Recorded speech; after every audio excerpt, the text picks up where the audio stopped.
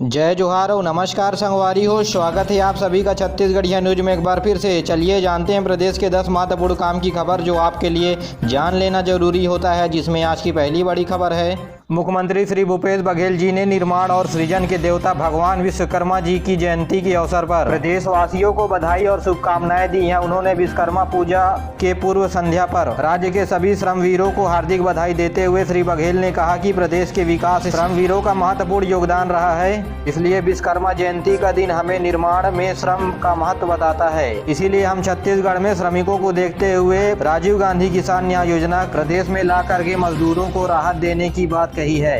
यह योजना प्रदेश में नवंबर के महीने से लागू हो जाएगी। आपको बता दें कि 30 अक्टूबर तक मजदूर न्याय योजना के लिए रजिस्ट्रेशन की प्रक्रिया शुरू है। आप अगर अभी तक रजिस्ट्रेशन नहीं करवाएं तो ग्राम पंचायत में जा करके रजिस्ट्रेशन करवा लें।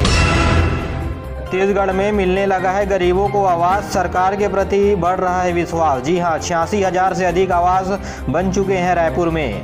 जी हां, कच्चे मकान में रहने वाले गरीब परिवारों को प्रधानमंत्री आवास योजना के तहत 86,000 आवास बनाए जा चुके हैं पूरे छत्तीसगढ़ में। साथियों, अगर आपको आवास का लाभ मिला है तो नीचे कमेंट करके हमें जरूर बताएं। तो वहीं छत्तीसगढ़ में श्रमिकों का पंजीयन होगा निःशुल्क। मुख्यमंत्री निर्माण श्रमिक निःशुल्क कार्ड योजना प्रारंभ करने का निर्णय छत्तीसगढ़ में लिया गया है। छत्तीसगढ़ भवन एवं अन्य संवर्णीय कर्मकार कल्याण मंत्रालय के द्वारा बैठक लिया गया है, जिसमें मजदूर कार्ड बनाने का अहम फैसला लिया गया है।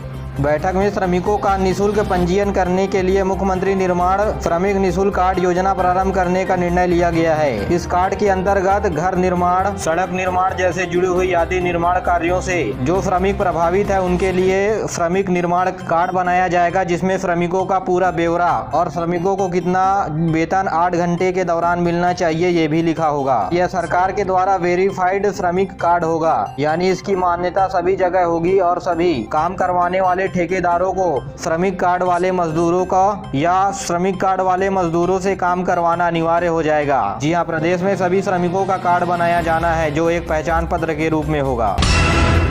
छत्तीसगढ़ में गांजा की तस्करी इतनी कि मुख्यमंत्री हो गए हैं चिंतित। मुख्यमंत्री ने कहा डीजीपी को तत्काल स्टेट के बॉर्डर पर चेक पोस्ट बनवाएं। छत्तीसगढ़ से गुजरते हुए 17 राज्यों में जाता है नशे का सामान। जी हां, छत्तीसगढ़ में अब हर गाड़ी को चेक करने के लिए चेक पोस्ट राज्य से सटे हुए इलाकों में बनाया जा रहा है। वह मध्य प्रदेश, उड़ीसा, झारखंड, उत्तर प्रदेश, मध्य प्रदेश, महाराष्ट्र चाहे आंध्र प्रदेश का बॉर्डर क्यों न हो, सभी बॉर्डरों पर चेक पोस्ट बनाए जाएंगे और कड़ी निगरानी रखी जाएगी। को ज्यादा जानकारी के लिए बता दें कि आंध्र प्रदेश और उड़ीसा के सटे बॉर्डरों में 600 करोड़ रुपए से भी ज्यादा का गांजा यहां से पूरे देश में भेजा जाता है, जिसको देख करके मुख्यमंत्री भी अब चिंतित हो गए हैं। छत्तीसगढ़ प्रदेश में प्रति 1 लाख आबादी में हत्या का मामला 3.3% है, तो वहीं बिहार के 1 लाख की आबादी में 2.6% हत्या का रेट है। यहाँ आपको बता दें कि छत्तीसगढ़ राज्य में हत्या, डकैती, दुष्कर्म की घटनाओं में बिहार और पड़ोसी राज्य मध्य प्रदेश से आगे निकल गया है हमारा प्रदेश छत्तीसगढ़, जो देश और प्रदेश के लोगों के लिए बड़ी शर्मनाक बात है। नेशनल क्राइम ब्यूरो रिकॉर्ड के द्वारा जारी की गई 2020 की रिपोर्ट में यह चौंका देने वाली जानकारी सामने आई है, जिसमें प्रति 1 लाख की आबादी में छत्तीसगढ़ में जहां हत्या के मामले 3.3% हैं, वहीं बिहार में यह रेट 2.6% है। वहीं बिहार की तुलना में करीब 0.7% ज्यादा हत्या के मामले छत्तीसगढ़ में सामने आए हैं। मध्य प्रदेश, गुजरात और पंजाब में भी यह दर कम है। इसी तरह 2020 में दुष्कर्म की घटनाओं पर प्रति 1 लाख की आबादी में जहां 8.3% है छत्तीसगढ़ प्रदेश, तो वहीं बिहार में 1.4%, तो वहीं गुजरात में 1.5%, मध्य प्रदेश में 5.8%, यानी कि बलात्कार के मामले पर भी हमारा छत्तीसगढ़ प्रदेश आगे है। वहीं 2019 के मुकाबले 2020 में छत्तीसगढ़ में ज्यादा अपराध की केसेस दर्ज हुई है। आदिवासी बाहुल राज्य में भी आदिवासी सुरक्षित नहीं है। डॉक्टर रमन सिंह ने कहा कि जंगल राज बना दिया है छत्तीसगढ़ को। बता दें कि 2019 में दुष्कर्म के मामले 1036 मामले दर्ज प्रदेश में की गई थी, जबकि 2020 में 1210 मामले दर्ज किए गए हैं दुष्कर्म यानी रेप के। यानी प्रदेश में ऑन रिकॉर्ड 1210 मामले रेप के सामने आए हैं। ये तो ऑन रिकॉर्ड मामले हैं, ऐसे कई केसेस हैं जो पैसे के दम पर दर्ज नहीं किए जाते हैं। यानी हम कह सकते हैं कि छत्तीसगढ़ में सच्चाई से कई गुना अधिक है। यानी हम छत्तीसगढ़ में बात करें तो हर दिन करीब 3 दुष्कर्म की वारदातें सामने आ रही है, जो अपने आप में एक शर्मनाक बात है। ऐसे में पुलिस के द्वारा महिलाओं की सुरक्षा के लिए नई नई योजनाएं विफल हो रही है। इस वजह से छत्तीसगढ़ की पुलिस सुरक्षा पर बड़े सवाल उठने लगे हैं। तो वहीं बिलासपुर में अरपा का जल स्तर अब घटने लगा है। बुधवार की रात जिस शनिचरी रपटा के ऊपर 2 फीट पानी अधिक बह रहा था, अब वहीं रपटा दोबारा दिखाई देने लगा है। बिलासपुर के रपटा पुल से भी आवागमन शुरू कर दिया गया है। छत्तीसगढ़ के मुख्यमंत्री माननीय भूपेश बघेल जी के काम काजों को चेक करने यानी जांचने के लिए 21 सितंबर को छत्तीसगढ़ दौरे पर आ सकते हैं राहुल गांधी। इस दौरान सीएम भूपेश बघेल जी अपने कामों का प्रेजेंटेशन देते हुए 22 जगहों पर करेंगे भ्रमण और इस काम की तैयारी अब छत्तीसगढ़ के विधायक और मंत्री करने लगे हैं। छत्तीसगढ़ के कोरबा जिले और गौरेला पेंड्रा मरवाही से सटे इलाकों में हाथियों का उत्पात देखते ही बन रहा है। 35 हाथियों का दल गांव में घुसा, फसलें चौपट कर दी। रात भर मसाल जलाकर लोग बैठे रहे घर के बाहर। तो वहीं वन विभाग सिर्फ दूर रहने की हिदायत देता रहा। आपको बता दें कि मरवाही और कटघोरा वन मंडल के अंतर्गत पसान रेंज और मरवाही रेंज में 35 हाथियों का दल विचरण कर रहा है। हाथियों के लिए विचरण करने के लिए जगह बनाने हेतु प्रदेश सरकार के द्वारा लेमरू हाथी अभ्यारण्य की शुरुआत की गई थी। लेमरू हाथी प्रोजेक्ट को भी अब ठंडे बस्ते में डाल दिया गया है। जी हां, इस क्षेत्र में हाथियों के लिए एक अभ्यारण्य बनाना बहुत जरूरी हो गया है। इसके बिना हाथियों से सुरक्षा लोगों की नहीं होने के बराबर है।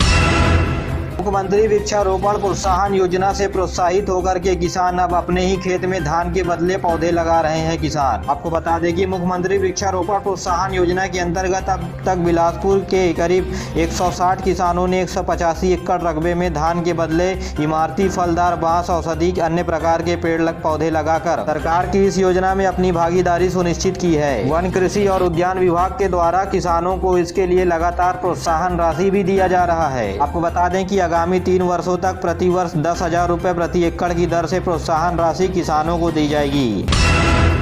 चलिए जानते हैं छत्तीसगढ़ में मौसम का हाल। अगले 24 घंटे के दौरान प्रदेश में कैसा रहेगा मौसम का मिजाज, क्या कहता है मौसम विज्ञान, जानिए सीधे मौसम वैज्ञानिकों से। तो वहीं मौसम विभाग का कहना है कि अगले 24 घंटे के दौरान हल्की से मध्यम बारिश हो सकती है तथा वज्रपात होने की संभावनाएं नहीं है। ऐसे इलाके जहां बारिश अधिक हो चुकी है अब वहां बारिश नहीं होगी, यानी ना के बराबर बारिश होगी। एक और वहीं बारिश के चलते कितने गरीब परिवारों के घर बर्बाद हो गए हैं, तो वहीं दूसरी ओर किसानों के चेहरे पर मुस्कान नजर आ रही है। जी हां, छत्तीसगढ़ की अधिकतर तहसील अब सूखे की हालात से बाहर निकल गए हैं।